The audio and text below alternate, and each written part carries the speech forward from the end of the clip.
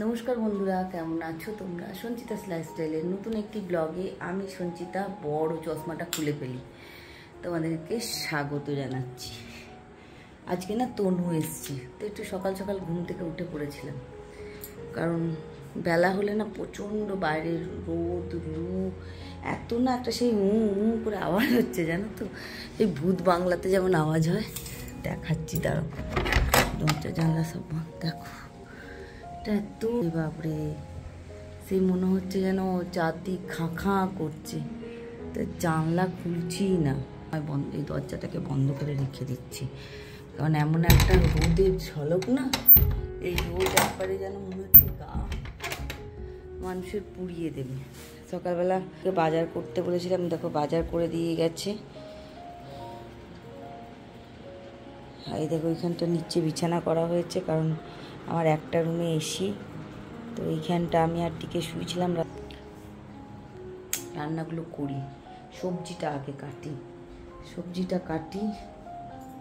অনেক কিছু নিয়ে এসছে। মাছ, পুঁই শাক আনতে বলেছিলাম, কারণ পুঁই শাকটা এই জন্য বলেছিলাম, তনু না পুঁই শাক খেতে পারে না ওখানে, তো তরকারি পাতি যা আছে এখন আর কিছু বার করবো না, সব উঠিয়ে বাটিয়ে রাখলাম। এটা হচ্ছে একটুখানি ভাত কালকে বেঁচেছিল, ভাতগুলোকে না ফেলছি না, এত গরম, কুকুরগুলো রাস্তায় খেতে পাচ্ছে না, তো আমি রেখে রেখে দিচ্ছি।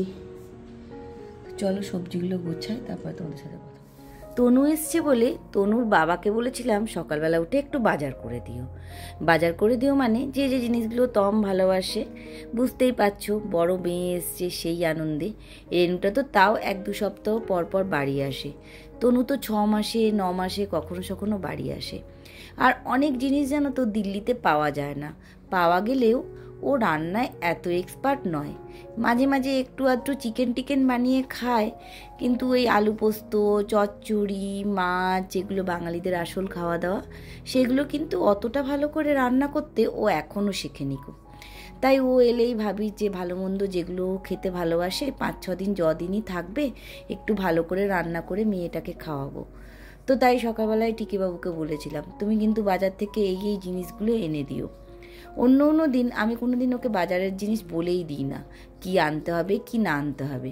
ওকে বলে দিই সব রকম সবজি অল্প অল্প করে নিয়ে আসবে, তো সব রকম সবজি ও অল্প অল্প করে নিয়ে আসে। বাট তনু বা রেনু বাড়িতে এলে আমি ওকে গুছিয়ে বলে দিই, কারণ ও খুব গুছিয়ে বাজার করতে কোনো দিনই পারে না।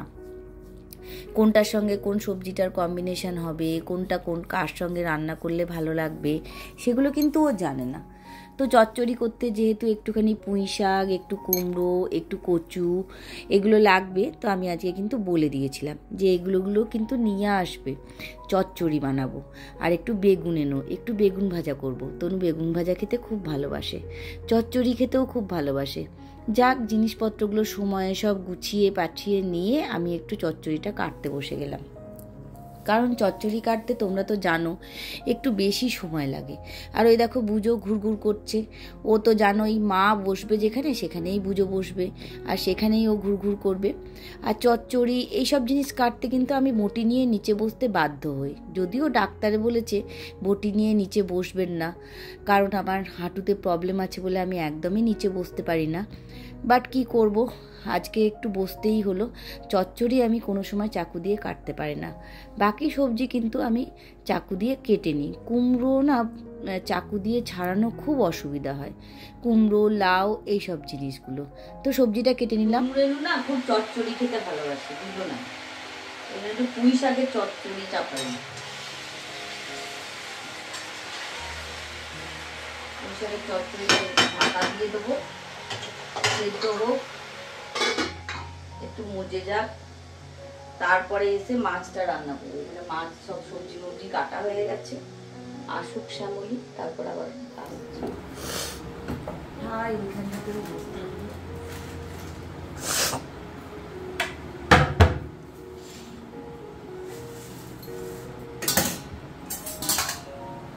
ঠিক 12:30টার মধ্যে আমি রান্না করবো।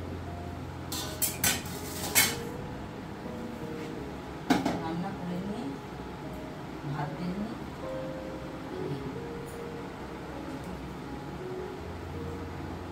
সর্ষের তেলে শিশি হয়েছে, প্যাকেট হয়েছে, তা বাজে মাছ নিয়ে এসছে। যেদিনকে বলবো যে একটু মাছ ভালো নিয়ে এসো, সেদিনকে এখন মাছটা ভালো আনে, আজকে পাতা নেই কোথা থেকে নিয়ে চলে যাবো।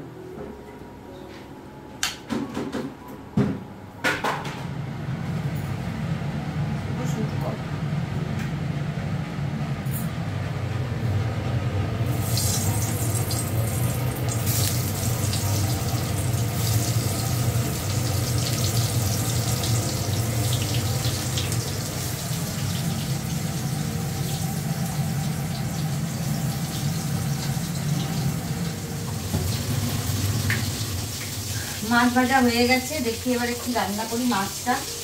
আর এই রেনু কাঁচা লঙ্কা দিত, মাছের ডিম এনেছিল, তো মাছের ডিমে একটু বড়া হয়ে গেছে। আর মাছ ভাজাটা দেখি কি করি, এখনো ঠিক নেই। পাতলা করে ঝোল করবো না ঝাল করবো, ঝাল তো ইচ্ছা করছে না, গরম। একটা দুটো আলু দিয়ে একটু ঝোল করবো। তুমি আবার একটু ঝাল ভালো লাগে আরো না।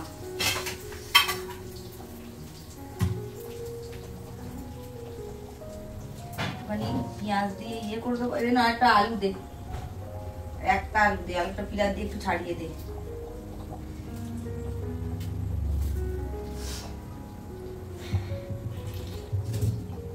নুন দিতে এটার মধ্যে।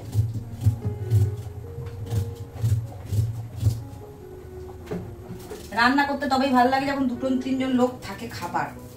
একার জন্য কে মেহনত করে বলো?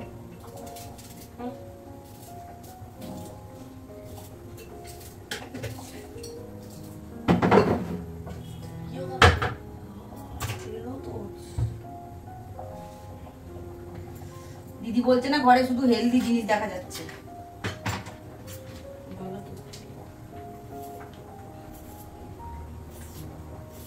ঘরে ওটস মুসলি এইসব ড্রাই ফ্রুটস। জীবনে তোর বাবা এত ড্রাই ফ্রুটস খায়নি, যত ড্রাই ফ্রুটস খেয়ে নিলেই কদিন।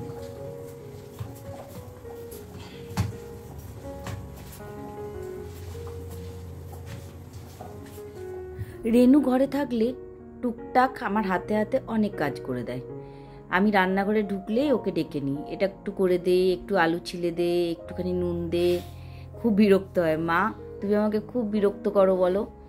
আর তনু অনেকটা রাতে ঘুমায়, তো সেই জন্য সকালে উঠতে পারে না, ওকে তাই ডিস্টার্ব করি না। আর আজকেই বেচারা এসছি ট্রেনে জার্নি করে, তো ডিমের একটুখানি মাছের ডিম ছিল, সেটাকে একটু বড়া ভাজলাম। বড়া হয়ে গেল, এবারে মাছের ঝোলটা চাপিয়ে দিয়েছি।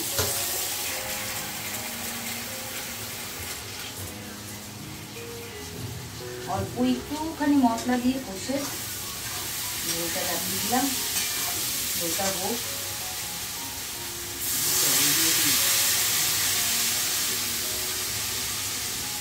ঢাকা দিয়ে দেবো। কতটা পাতলা দেখবে করছি, একদম ইচ্ছে নেই, একদম ট্যালট্যালে ঝোল। চলো সঙ্গে থাকো আর দেখতে থাকো। ঘরটাকে একদম অন্ধকার করে দিচ্ছি। এর এই কাউন্টিংটা কেন হচ্ছে দেখ তো, এই যে এই পাশের কাউন্টিংটা কেন হচ্ছে, স্টপ করে দিয়ে দেখ। জানো না এই গন্ধের মতো মাছ ভাজা, মাছের তরকারি দেখে বন্ধ করে দিল, দেখে নিয়েছি। মানতে হবে। বললাম রান্না হয়ে গেছে, ভিডিওটা একটু করে দে। কিরম ভাবে ভিডিওটা করলো দেখলে তোমাদেরকে দেবো ফুটেজটা। মানতে হবে, নকলি মানে নজর কি দিচ্ছি, বললাম সুন্দর দেখো, আজব তো। ওই জন্য আমি নিজের কানের একটাও আনিনি, তুই নিয়ে নিবি বলে, যেগুলো আমি কিনেছি ছোট ছোট। কানের নিয়ে এবার ঝগড়া শুরু হয়েছে।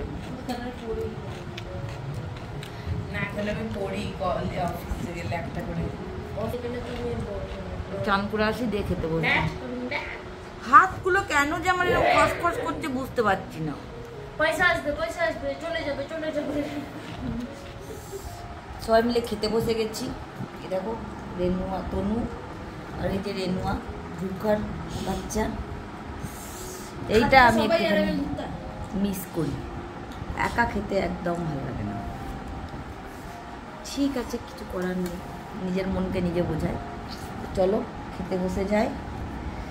খাওয়া তো আমি কোনোদিনই দেখাই না তোমাদের। তরকারি তো দেখিয়ে নিয়েছি, ওটা পুঁই শাকের চচ্চড়ি, মাছ দিয়ে আলু দিয়ে ঝোল, মাছের ডিমের বড়া আর বেগুন ভাজা। খেয়ে নিই, নিয়ে আবার কী করছি বিকেলে আবার